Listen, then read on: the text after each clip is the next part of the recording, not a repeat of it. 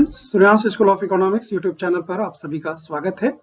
आज के इस वीडियो में कक्षा 12 की द्वितीय आवधिक परीक्षा के मद्देनजर जेसीईआरटी के द्वारा जारी किए गए 5 मॉडल प्रश्न पत्रों में से विषय अर्थशास्त्र के मॉडल प्रश्न पत्र सेट्स 1 पर आज हम लोग चर्चा करेंगे। उसके सभी प्रश्नों को यहाँ पर देखेंगे और उन सभी प्रश्नों के उत्तर जानने का प्रयास करते हैं।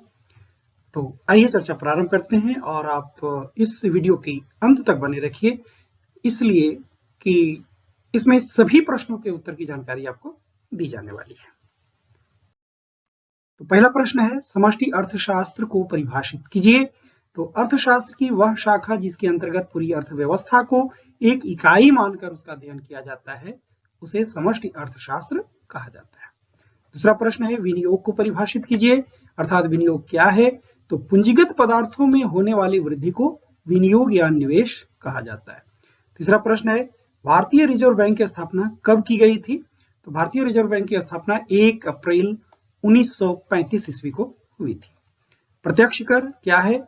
वैसे कर जिनका भुगतान वही व्यक्ति करता है जिस पर लगाया जाता है, प्रत्यक्ष कर कहलाते हैं। अर्थात प्रत्यक्ष कर की करापात और कराघात दोनों एक ही व्यक्ति पर होता है, जैसे आय कर। पांचवा प्रश्न है, ऋणों का भुगतान पूंजीगत व्यय क्यों है। तो ऋणों के भुगतान करने से सरकार के उत्तरदायित्व में कमी होती है, इसलिए इसे पूंजीगत व्यय कहा जाता है। छठा प्रश्न है, यदि एमपीसी का मान 0.3 है तो एमपीएस का मान क्या होगा। तो एमपीसी का मान और एमपीएस के मानों का योग 1 होता है, इसलिए एमपीएस बराबर होगा 1 माइनस एमपीसी बराबर 1 घटाओ 0.3 बराबर 0.7। आंसर। सातवां प्रश्न है, बंद अर्थव्यवस्था से आप क्या समझते हैं। जब किसी देश का आर्थिक संबंध विश्व के किसी दूसरे देश के साथ नहीं होता है, तब उस देश की अर्थव्यवस्था बंद कहलाती है। कहने का मतलब है कि कोई भी देश विश्व के किसी दूसरे देश के साथ किसी भी वस्तु, सेवा या वित्तीय परिसंपत्ति का आयात और निर्यात नहीं करता है, तो उस देश की अर्थव्यवस्था बंद अर्थव्यवस्था कहलाती है। खंड भी है लघुत्तरीय प्रश्न। यहाँ पर आपको 7 प्रश्न दिए जाएंगे, 5 प्रश्नों के उत्तर लेने हैं और प्रत्येक प्रश्न के लिए 3 अंक निर्धारित हैं। तो 8वां प्रश्न है, पूंजीवादी अर्थव्यवस्था की किन्हीं 3 विशेषताओं को लिखिए। तो पूंजीवादी अर्थव्यवस्था की कोई 3 विशेषता इस प्रकार से, संसाधनों पर निजी व्यक्ति या संस्था का स्वामित्व होता है, उत्पादन का उद्देश्य निजी लाभ अधिकतम करना होता है और सरकार का नगण्य हस्तक्षेप होता है। 9वां प्रश्न है, व्यावसायिक बैंक के किन्हीं 3 कार्यों का उल्लेख कीजिए। तो एक व्यावसायिक बैंक के 3 कार्य निम्नलिखित हैं। जैसे पहला, व्यावसायिक बैंक जनता से विभिन्न खातों में जमा स्वीकार करता है। दूसरा है, व्यावसायिक बैंक अपने ग्राहकों को ऋण की सुविधा प्रदान करता है। और तीसरा है, व्यावसायिक बैंक अर्थव्यवस्था में साख का सृजन करता है। 10वां प्रश्न है, मध्यवर्ती वस्तु और अंतिम वस्तु में अंतर स्पष्ट कीजिए। तो उत्तर इसका है, मध्यवर्ती वस्तुएं वे वस्तुएं जो किसी दूसरे वस्तु के उत्पादन में कच्चे माल या आगत के रूप में प्रयुक्त होती हैं, मध्यवर्ती वस्तुएं कहलाती हैं। जैसे रोटी के उत्पादन में आटा का प्रयोग होता है, इसलिए आटा जो है वो मध्यवर्ती वस्तु है। अंतिम वस्तुएं उस प्रकार की वस्तुएं होती हैं जिसे उत्पादन प्रक्रम के किसी चरण से गुजरना नहीं पड़ता है, अर्थात इन वस्तुओं में किसी भी प्रकार का कोई रूपांतरण नहीं होता है, जैसे जूते, पंखे इत्यादि। 11वां प्रश्न है, उपभोग की सीमांत प्रवृत्ति क्या है। यह बचत की सीमांत प्रवृत्ति से किस प्रकार संबंधित है। तो उपभोग की सीमांत प्रवृत्ति कुल उपभोग व्यय में परिवर्तन तथा प्रयोज्य आय में परिवर्तन का अनुपात होती है। सूत्र से हम दिखा सकते हैं इसको, एमपीसी बराबर delta C by delta Y, जहां डेल्टा सी उपभोग व्यय में परिवर्तन है, डेल्टा वाई प्रयोज्य आय में परिवर्तन है। प्रयोज्य आय कहने का मतलब है जिस आय को लोग खर्च करते हैं, मतलब आय में से प्रत्यक्ष कर को घटा देते हैं, तो जो अंतर आता है उसे हम लोग प्रयोज्य आय कहते हैं। उपभोग की सीमांत प्रवृत्ति तथा बचत की सीमांत प्रवृत्ति का योग 1 के बराबर होता है, यही दोनों में संबंध है, अर्थात एमपीसी प्लस एमपीएस बराबर 1। 12वां प्रश्न है कि आर्थिक एजेंट से आप क्या समझते हैं, उदाहरण दीजिए। तो आर्थिक एजेंट से तात्पर्य उस व्यक्ति या संस्था से है जो आर्थिक निर्णय लेते हैं। आर्थिक एजेंट के अंतर्गत एक उपभोक्ता हो सकता है, एक उत्पादक हो सकता है, या फिर सरकार या बैंक जैसी संस्थाएं भी हो सकती है। तो उपभोक्ता उपभोग संबंधी निर्णय करता है, उत्पादक उत्पादन के संबंध में निर्णय करता है, सरकार कर और व्यय के संबंध में निर्णय करती है तथा बैंक ब्याज संबंधी निर्णय करते हैं। 13वां है राजस्व लेखा की व्याख्या कीजिए।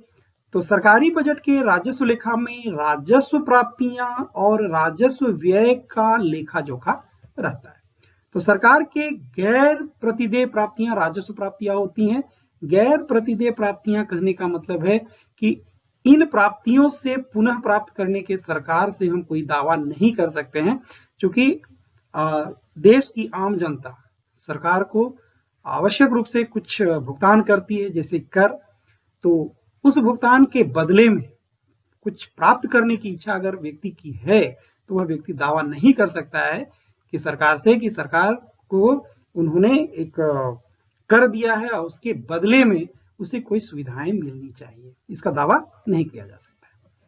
तो इसके अंतर्गत कर और गैर कर स्रोत से प्राप्त प्राप्तियां होती हैं। राजस्व व्यय के अंतर्गत सरकार के उस व्यय को रखा जाता है जिसे सरकार की भौतिक या वित्तीय परिसंपत्ति का सृजन नहीं होता है, जैसे विभाग का सामान्य कार्य पर। खुली अर्थव्यवस्था को उदाहरण सहित समझाइए।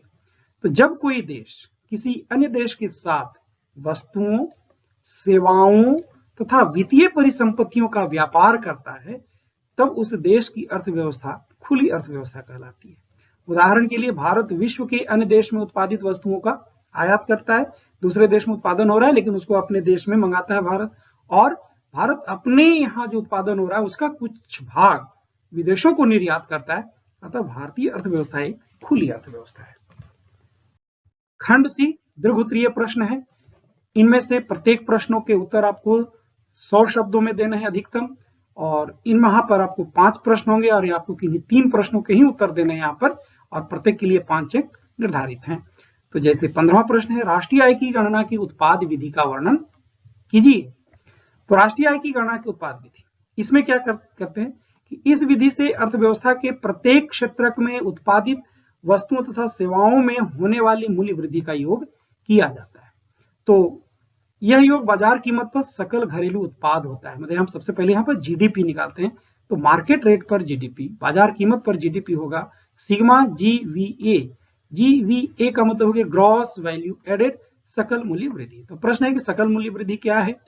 तो उत्पादन के मूल्य तथा आगत के मूल्य के अंतर को मूल्य वृद्धि कहा जाता है। मान लिया जाए कि कोई व्यक्ति गोलगप्पा बना रहा है, गोलगप्पा बनाने में उसे 10 रुपए की लागत लगी और उस गोलगप्पे को अगर वो 15 रुपए में बेच रहा है तो गोलगप्पे में मूल्य वृद्धि कितना किया? मूल्य वृद्धि हुई 5 रुपए की। तो मूल्य वृद्धि बराबर होगा उत्पादन का मूल्य माइनस आगत का मूल्य। मूल्य वृद्धि बराबर उत्पादन का मूल्य माइनस आगत का मूल्य। अब जीडीपी मिल गया, तो जीडीपी से राष्ट्रीय आय की गणना करेंगे। तो राष्ट्रीय आय क्या है? आप जानते हैं कि राष्ट्रीय आय है साधन लागत पर शुद्ध राष्ट्रीय उत्पाद, मतलब साधन लागत पर NNP है। तो इस जीडीपी से मूल्यह्रास को माइनस कर दीजिए तो NDP मिलेगा। NDP में विदेशों से प्राप्त शुद्ध साधन आय को जोड़ दीजिए तो बाजार कीमत पर वो NNP मिलेगा, और इस बाजार कीमत पर NNP में आप शुद्ध अप्रत्यक्ष कर को माइनस कर दीजिए तो राष्ट्रीय आय की गणना हो जाएगी। शुद्ध अप्रत्यक्ष कर मतलब अप्रत्यक्ष कर और सहायकी के बीच का अंतर। 16वां प्रश्न है कि निम्नलिखित आंकड़ा से शुद्ध मूल्य वृद्धि की गणना कीजिए। यहाँ दिया हुआ है जैसे वस्तु का विक्रय दिया हुआ है यहाँ पर 200 लाख रुपए, कच्चे माल का क्रय 50 लाख रुपए। तो यहाँ पर हम सकल मूल्य वृद्धि कैसे निकालेंगे? तो सकल मूल्य वृद्धि निकालेंगे सबसे पहले उत्पादन का मूल्य। तो उत्पादन का मूल्य तो जितना बिक गया, जितनी वस्तुएं बिक गई उसका मूल्य 200 लाख रुपए की बिकी है, और कुछ वस्तुएं जो है वो स्टॉक में है। तो स्टॉक में कितना है?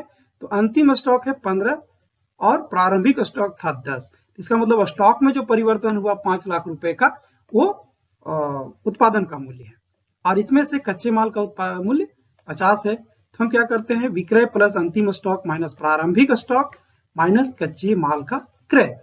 तो 200 प्लस 15 माइनस 10 माइनस 50 लाख रुपए। तो इसको अगर आप करेंगे तो ये आंसर आएगा 155 लाख रुपए। ये हुआ सकल मूल्य वृद्धि। लेकिन आपको निकालना है शुद्ध मूल्य वृद्धि, तो इसमें मूल्य ह्रास को हमको माइनस करना होगा। तो मूल्य ह्रास क्या है? अचल पूंजी का उपभोग, यह मूल्य ह्रास है। तो 155 लाख रुपए में से 10 लाख रुपए माइनस कर दें तो बचेगा 145 लाख रुपए। ये हो गया आंसर।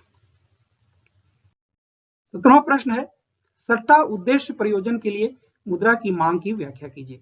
तो लोग मुद्रा को अपने पास रखते हैं ताकि शेयर बाजार में, बंध पत्र या अन्य प्रतिभूतियों में वो निवेशित कर सकें और वहां से वो लाभ अर्जित कर सकें। तो मुद्रा की सट्टा मांग और बाजार ब्याज दर में विलोम संबंध पाया जाता है। अर्थात ब्याज दर बहुत ऊंची होने की स्थिति में पूंजी लाभ की आशा के कारण लोग मुद्रा को बंध पत्र में रूपांतरित कर देते हैं। मतलब लोगों के पास जो मुद्रा है उससे वो बंध पत्र खरीद लेते हैं। अर्थात अब उनके पास सट्टा के लिए मुद्रा की मांग कम होती है, क्योंकि वो अपना रखना नहीं चाहते हो तो सभी बंध पत्र में रूपांतरित कर देते हैं। इसके विपरीत जब ब्याज दर गिरती है तो भविष्य में ब्याज दर में वृद्धि तथा पूंजी हानि की आशा के कारण बंध पत्र को मुद्रा में परिवर्तित करते हैं। अर्थात भविष्य में और बंध पत्र को खरीदेंगे, उसके लिए वो अपने पास मुद्रा अपने पास रखते हैं करेंसी के रूप में, इसलिए मुद्रा की सट्टा मांग में वृद्धि होती है। तो सट्टा के लिए मुद्रा मांग को हम इस प्रकार लिख सकते हैं, MDS मतलब डिमांड फॉर मनी, मुद्रा की मांग किसके लिए? S मतलब स्पेकुलेशन मतलब सट्टा के लिए। तो R मैक्स माइनस R बटे R माइनस R मीन, तो R मैक्स मतलब मैक्सिमम, ब्याज की दर की अधिकतम, वहां से वो अधिक नहीं हो सकता है, और R मीन मतलब ब्याज दर की न्यूनतम मान। ये दोनों जो है सो धनात्मक नियतांक है, ये कभी भी ऋणात्मक होते नहीं है। तो मुद्रा की सट्टा मांग और ब्याज दर के बीच संबंध को हम इस रेखा चित्र से दिखा सकते हैं। यहाँ पर आप देख रहे हैं कि एक्स एक्सिस पर मुद्रा की मांग को रखा गया है और वाई एक्सिस पे ब्याज दर रखा गया है। तो यहाँ दो पॉइंट है, आर मैक्स और आर मीन, मतलब ये अधिकतम ब्याज की दर है और ये न्यूनतम ब्याज की दर है।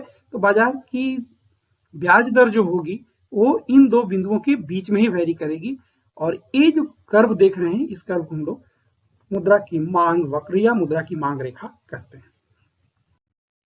18वां प्रश्न है, मुद्रा की पूर्ति से क्या तात्पर्य है और भारतीय रिजर्व बैंक के द्वारा प्रकाशित मुद्रा की पूर्ति की वैकल्पिक मापों को परिभाषित कीजिए। तो एक निश्चित समय में लोगों में संचरण करने वाली कुल मुद्रा को मुद्रा की पूर्ति कहा जाता है। कहने का मतलब है लोगों के पास कुल कितनी मुद्राएं हैं। तो मुद्रा की पूर्ति एक स्ट्रक्चर है। भारतीय रिजर्व बैंक ने मुद्रा की पूर्ति के वैकल्पिक 4 मापों को M1, M2, M3 और M4 के रूप में प्रकाशित करता है। M1 क्या है? M1 के अंतर्गत हम रखते हैं लोगों के पास करेंसी और बैंकों के पास शुद्ध मांग जमाएं। तो लोगों के पास की करेंसी मतलब बैंक नोट, कागजी नोट और सिक्के। M2 के अंतर्गत होता है M1 प्लस डाकघर बचत बैंकों में बचत जमाएं। M3 के अंतर्गत है M1 प्लस व्यावसायिक बैंकों की शुद्ध समय जमाएं, मतलब यहाँ पर टाइम डिपॉजिट्स। और M4 है M3 प्लस डाकघर बचत संस्थाओं में कुल डिपॉजिट्स, जिसमें राष्ट्रीय बचत पत्र को हम इंक्लूड नहीं करते हैं। इसमें से M1 और M2 को हम संकुचित मुद्रा और M3, M4 को विस्तृत मुद्रा कहते हैं। तरलता की अगर हम बात करें, इसमें से सबसे ज्यादा तरल मुद्रा M1 है और सबसे कम M4। तो तरलता के अनुसार हम इसको अरेंज कर सकते हैं M1, M2, M3 और M4, इसमें M1 सबसे ज्यादा तरल है और M4 सबसे कम तरल मुद्रा है। 19वां प्रश्न है कि किसी रेखा में पैरामेट्रिक शिफ्ट की व्याख्या चित्र की सहायता से कीजिए। तो एक सरल रेखा का जो सामान्य गणितीय रूप होता है वो होता है y बराबर mx प्लस c। यहाँ पर m क्या है? m रेखा की ढाल है और c क्या है? c y अक्ष का अंतरखंड है। अगर हम इसको एक ग्राफ से अगर हम दिखाएं तो ग्राफ से दिखाने में ये अगर सरल रेखा है तो ये जो ढाल है इस ढाल को हम लोग m कहते हैं और ये जो अंतरखंड है इसको हम लोग c कहते हैं। तो अगर m और c में परिवर्तन हुआ, m और c में परिवर्तन हुआ तो ये जो रेखा है इसको हम लोग अगर AB रेखा नाम दे दें तो इस AB के स्थान में परिवर्तन होगा, चाहे तो वो इस दिशा में परिवर्तन हो या इस दिशा में परिवर्तन हो। तो इसी को हम लोग पैरामेट्रिक शिफ्ट कहते हैं। मतलब सरल रेखा के पैरामीटर में परिवर्तन होने से सरल रेखा के स्थान में होने वाले परिवर्तन को पैरामेट्रिक शिफ्ट कहा जाता है। तो एम में परिवर्तन, अगर ढाल में परिवर्तन होगा तो दो स्थिति है, या तो ढाल में वृद्धि होगी या तो ढाल में कमी होगी। जब ढाल में वृद्धि होगी तो ए बी जो है वो अपनी बाईं ओर मूव कर जाएगा, और जब ढाल में कमी होगी तो ए बी जो है वो अपनी दाईं ओर मूव कर जाएगा, घूम जाएगा। तीसरा है अंतरखंड सी में परिवर्तन। अगर सी में वृद्धि होती है, सी में वृद्धि है, पहले ओ ए है, अब वृद्धि ओ ए डैश है, तो सरल रेखा अपनी बाईं ओर समांतर रूप से विवर्तित हो जाएगा। सरल रेखा में विवर्तन होगा अपनी बाईं ओर, और जब सी में कमी होगी तो ए बी जो है वो अपनी दाईं ओर विवर्तित हो जाएगा। तो यहाँ पर दिखाया जा रहा है ए बी से ए डैश बी डैश को। उम्मीद करता हूं कि आज का यह वीडियो आपको पसंद आया होगा। अगर वीडियो अच्छा लगता है तो इस वीडियो को लाइक कीजिए, हमारे चैनल को सब्सक्राइब कीजिए और अपने सभी मित्रों के पास शेयर कीजिए। अगले वीडियो में हम सेट 2 के उत्तर पर चर्चा करेंगे। तब तक के लिए आप देखते रहिए सूर्यांश स्कूल ऑफ इकोनॉमिक्स, आपका अपना यूट्यूब चैनल, और अपने मित्र पुरुषोत्तम कुमार पाठक को इजाजत दीजिए। आपका बहुत बहुत धन्यवाद।